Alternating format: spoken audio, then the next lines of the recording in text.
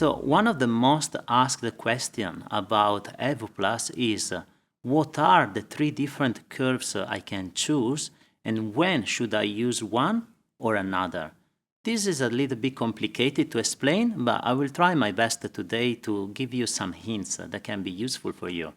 So we repeat, the three curves are: number one is the proportional pressure, number two is constant pressure, and number three is variable speed.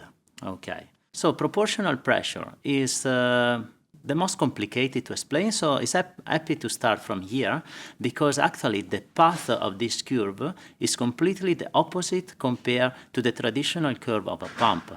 We have the lowest pressure at the lowest flow and the maximum pressure at the maximum flow.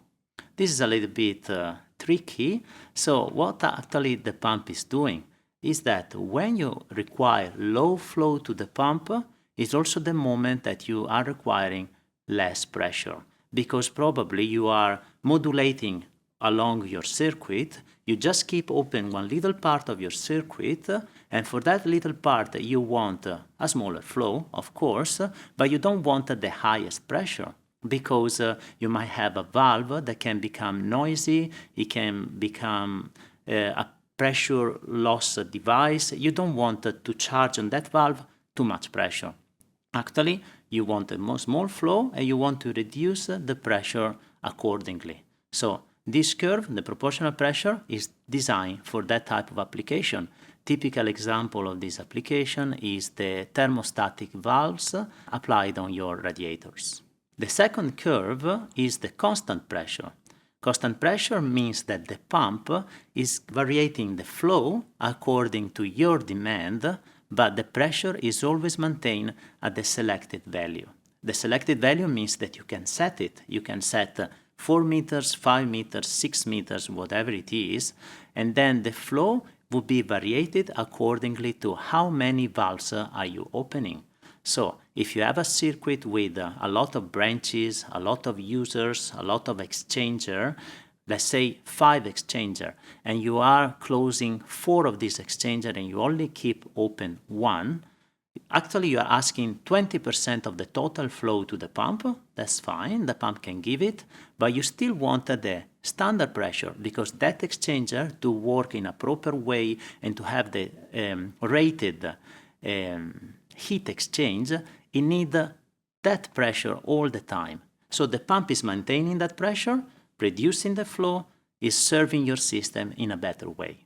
The typical example where we need the constant pressure is when you have a circuit with a lot of branches and a lot of taps that open and close one branch at a time. And the third curve is what we call variable speed, but it's actually you choose what speed the pump is operating, and once you choose your speed, the pump is keeping that speed all the time.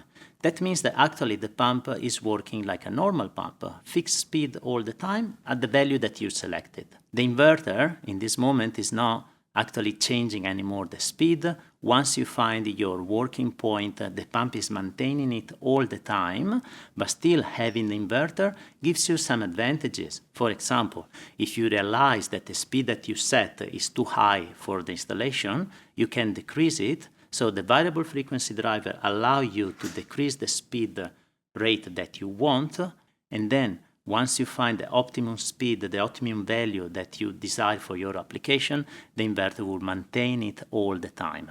This curve is used not very frequently, but mostly in those old type circuits where you don't have any valve modulating or varying the flow that you require, but it's just you just need a constant flow, constant speed all the time. So we are still able to do the old type of working principle.